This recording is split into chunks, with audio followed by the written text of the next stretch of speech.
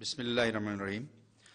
Thank you very much. I feel privileged and honored to be speaking to this August gathering at House of Commons. So therefore, at the onset of my presentation, I would like to thank the whole team of JKLF in UK, led by elderly Professor Raja Zafar Khan, the head of JKLF Diplomatic Bureau, Mr. Sabir Gul, the central chief organizer of JKLF, and none other than the team captain, the President JKLF UK, Mr. Liaquat Ali Lone, for making great efforts in timely organizing this conference at House of Commons. Taking the opportunity, let me again thank all honorable speakers and worthy participants, especially the distinguished parliamentarians, respected lords, human rights activists, civil society representatives, and the entire JKLF leadership in UK who reserved their precious time for making this event a success. Ladies and gentlemen, without going into the historical background, the decades of struggle followed by unprecedented sacrifices rendered by people stands witness to the fact that non-resolution of internationally recognized issue of Jammu Kashmir has been in the past, is currently, and shall remain a very serious threat to local as well as regional peace, harmony, development and prosperity. It's again a proven fact that no extremism or use of military might can yield results unless the democratic values and principles, moralities, international laws, covenants, promises made at local and international levels, and the very basic human rights are not upheld by the concerned governments and the representatives. Ladies and gentlemen, the very foundations or the basis of the issue of Jammu Kashmir is nothing more than that of fulfillment of pledged right to decide or right to self-determination to the people of the state of Jammu Kashmir, for the attainment of which people have rendered unprecedented sacrifices. They rose up, and later at one stage, in accordance with UN Charter, complying the UN resolution number 2621, resorted to violent means as well to achieve their national liberation or independence of their motherland. Ladies and gentlemen, as you know that JKLF stands for the resumption of sovereignty, independence and reunification of the divided parts of Jammu Kashmir as it existed on 14th of August 1947. It's worth to mention here that after the exhaustive, peaceful, political and diplomatic efforts since 1947, and after the brute response the peacefully struggling people were met with, the Kashmiri youth, following the footsteps of their national hero Muhammad Maqbool Butt, who was hanged at Tihar jail in 1984, led by JKLF under the chairmanship of great late Amanullah Khan, took up to the arms against the occupation of their motherland in 1988-89. Respected participants, as the spokesman of JKLF, let me make it clear that JKLF resorted to violent means in 1988-89, not to kill the humanity, but it was aimed just to divert the attention of the international community towards this ignored issue of Jammu Kashmir and towards its just and impending final resolution. The cessation and suspension of JKLF's armed struggle in 1994 confirms our claim when some of the civil society members of India, along with some very important diplomatic missions, especially from UK and US in New Delhi, brokered the agreement between JKLF and the then government of India.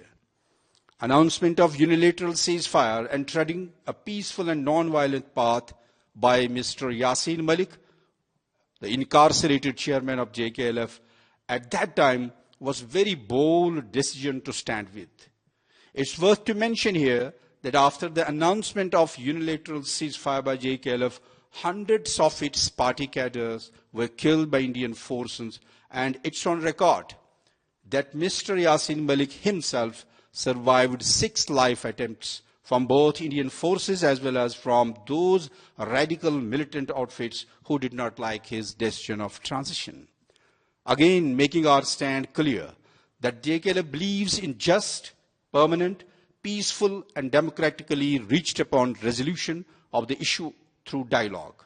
In order to bring the issue at limelight and to draw the attention of the world community for its urgent resolution, especially of India, Pakistan and the relevant international institutions. From UN headquarters to world power centers, from the capitals of Indo-Pak and to every nook and corner of the forcibly occupied state of Jammu Kashmir, JKLF carries with it a history of great diplomatic, human rights and political endeavors and peaceful campaigns.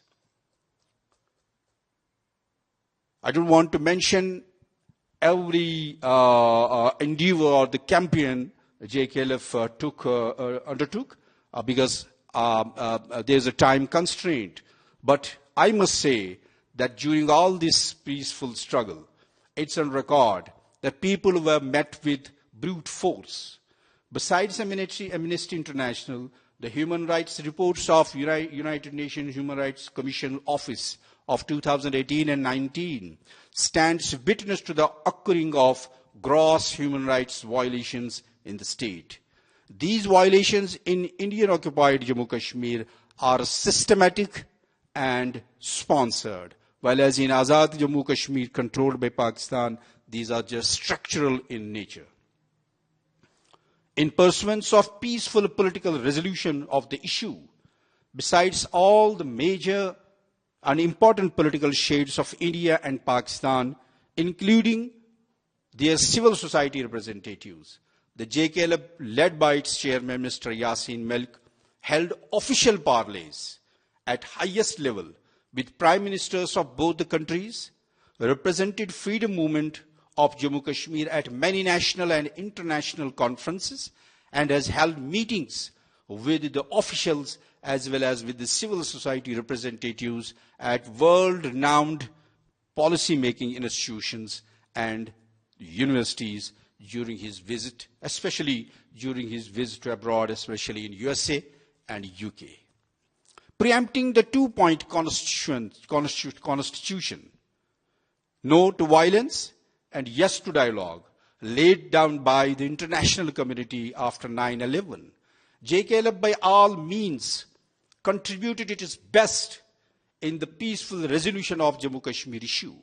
Unfortunately, both the countries, India and Pakistan, in the hostile atmosphere, pursued their own biased approach on Kashmir issue, with one categorically denying and the other recognizing limited people's right to self-determination. World must know and acknowledge the reality that the Jammu Kashmir issue is not a territorial dispute between India and Pakistan to be settled by themselves.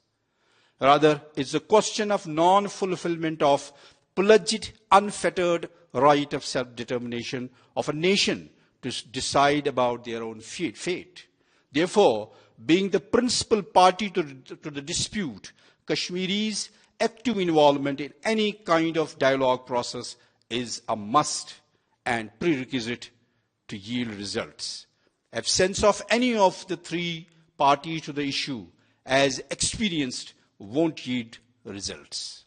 Ladies and gentlemen, with the change in government in India, led by extremist Bharatiya Janata Party, BJP, under the leadership of Mr. Narendra Singh Modi in 2014, and then regaining power in 2019, Indian approach towards the peaceful resolution of Jammu Kashmir issue diminished as they altogether trampled the norms, brushed aside the bilateral as well as the international agreements and covenants, ignored the assurances made by their previous governments, and pursued the policy of use of military muscle at its fullest to curb the just cause of people's right to self-determination.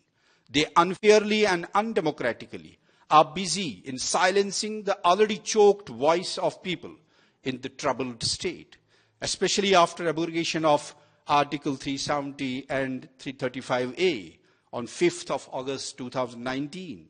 And while annexation and reoccupation of Jammu Kashmir and bifurcation of the state into two union territory, they issued over 4 million domiciles to non-state subjects with the aim to change the demography of the state, thus alarming me, putting over a 22 million populated nation with rich and oldest written history, valued traditions, and shining political background at the verge of extinction.